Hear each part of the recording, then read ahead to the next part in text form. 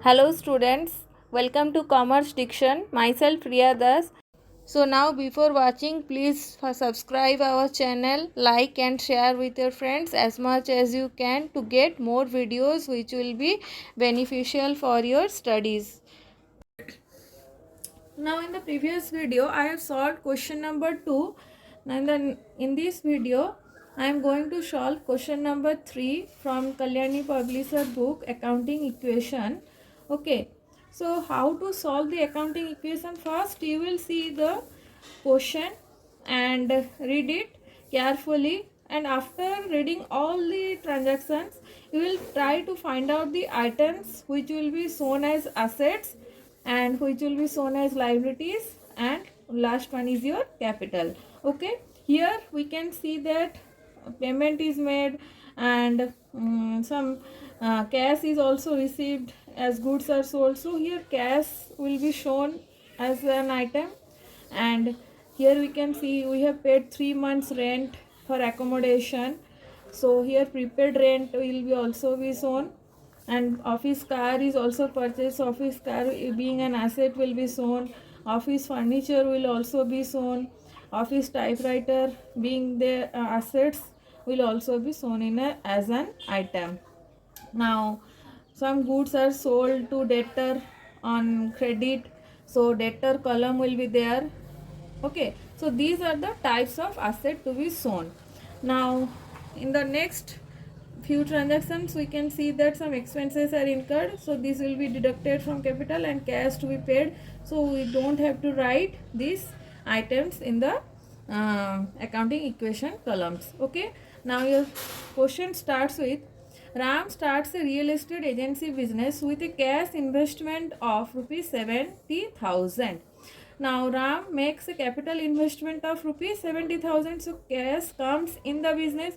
So rupees 70,000 is added to the cash column. Since cash comes in the business and capital also increases in the business in the form of cash. So 70,000 is shown as a capital and rupees 70,000 is added to the cash.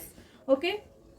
Now in the next transaction we can see that paid 3 months rent for office accommodation rupees 4,200.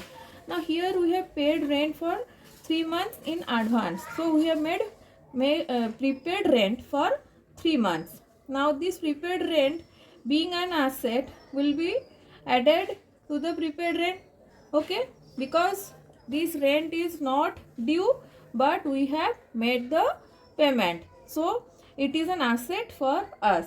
Okay, because we have made the payment in advance, so it will be asset for the business. So 4,200 will be shown as prepaid rent and 4,200 will be deducted from cash since we have made the payment in advance. Okay, now cash becomes 65,800. Prepaid rent is shown as 4,200 and capital remains 70,000. Now your next transaction is bought office car for rupees 42,000. Now office car is bought for cash, so cash will be deducted with 42,000 and it will become 23,800, and office car being an asset will be shown as 42,000 for office car. Okay, now this is reduced to 23,800. Prepaid rent becomes the same, 4,200, and office car becomes 42,000 since we have purchased it for 42,000 and capital remains the same.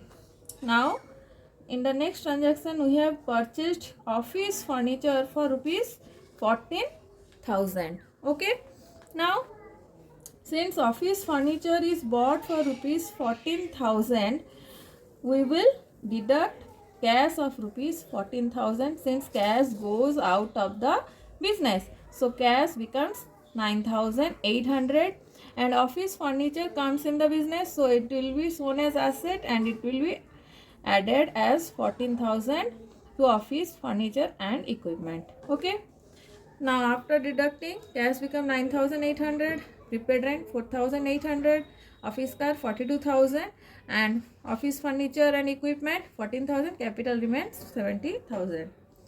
Okay, now in the next transaction bought office typewriter from Standard Supply Company rupees 6,000. Okay, here we have bought the typewriter from Standard Supply Company on credit, because here cash is not written and the name of the company from whom we have purchased it is written. Okay, so it will be treated as a credit transaction. So here Standard Supply Company is a creditor for us, because the company has sold to us the typewriter on credit. So he will be, or sorry, the company will be the creditor for us. Okay, now office typewriter being an asset will be shown as office typewriter, office furniture and equipment column as 6,000. Okay, so 6,000 is added and creditor will be shown as 6,000.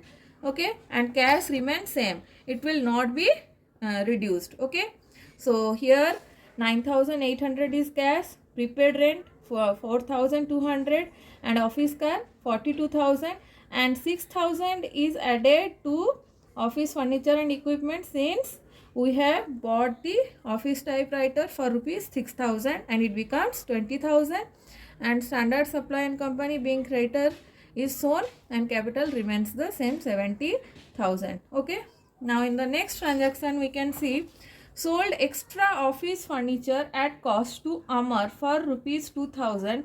Amar paid rupees 1,200 in cash and accepted a bill at 3 months for the balance.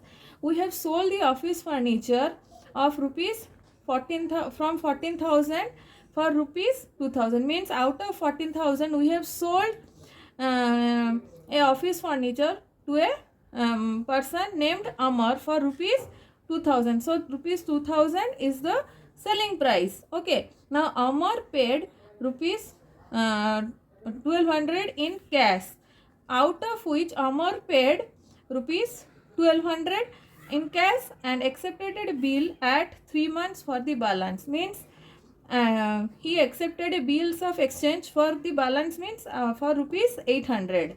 So here we have a bills receivable of rupees 800 and a cash of amount rupees 1,200 we have received. So in the cash column we will make an addition of 1,200 and office furniture being sold from the business, so it will be reduced at cost. So rupees 2,000 will be deducted, and since it is sold in cost price, there is no profit, no loss.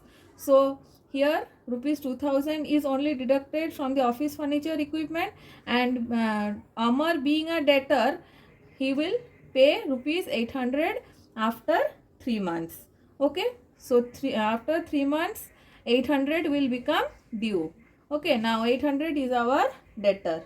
Okay, so cash becomes 11,000, prepaid rent 4,200, office car 42,000, office furniture and equipment 18,000, and debtor remains the same, 800.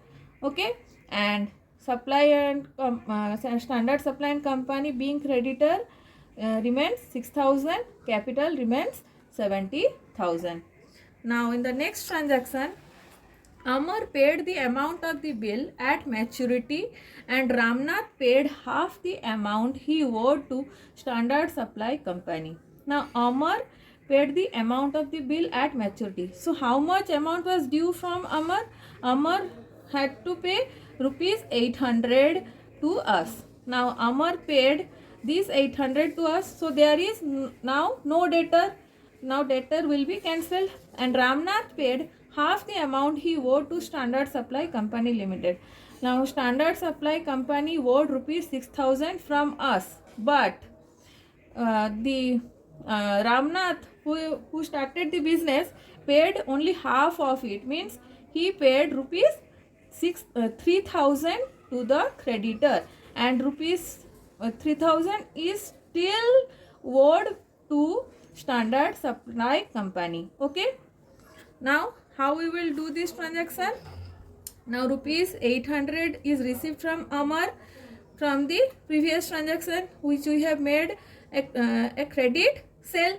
Okay, now rupees 800 is being received, so it will be added to cash, and debtor is reduced by 800, so there will be no debtor is cancelled. Now Ramnath paid the amount he owed to Standard Supply Company, half the amount. So rupees 3000 is deducted from cash, and from creditor also rupees 3000 is reduced. So creditor remains rupees 3000 after reducing the payment of rupees 3000 to the creditor. Okay. Now capital remains the same, debtor gets nil, and office equipment and furniture rupees 8000, office car 42,000, prepaid rent 4200, and after addition and deduction the cash becomes 8800. Okay. Now in the next transaction we can see collected rupees 12,000 as commission. So here Ramnath has received 12,000 as commission. So cash is received here as commission. So cash of rupees 12,000 will be added to 8,800. So it becomes 20,800, and commission being a profit for the business, so capital will be increased with rupees 12,000 and its capital becomes 82,000. Creditor remains same 3000 after reducing by 3000, and office furniture remains 18,000, office car remains 42,000, prepaid rent 4,200, and after addition of commission cash becomes 20,800. Okay. Now the last transaction of H, we can say paid telephone bill amounting to rupees 300. So here telephone bill is an expense, so for which we have to make cash payment. So here cash gets reduced with rupees 300. Okay. Now cash after reducing with rupees 300 it becomes 20,500, and prepaid rent remains same, office car also remains same, furniture equipment also remains same, creditor remains same, but capital gets reduced because if any expenses incur in the business, so the profit gets reduced, so capital also gets reduced. So here the capital becomes 81,700. Okay. Now after adding all the assets such as cash of rupees 20,500, prepaid rent 4,200, office car 42,000, office furniture and equipment 18,000, and there is no debtor because 800 and 800 is cancelled out. So after addition of all these assets it becomes 84,700. Now in the liability side there is only creditor of rupees 3,000 and capital of 81,700. So after adding both these we get 84,700. So our equation asset is equal to liability plus capital. Asset is 84,700, and on adding liability with the capital we get 84,700. So asset is equal to liability plus capital is proved here. Okay. Understood? So if you have any doubt please do comment in the comment section. Okay.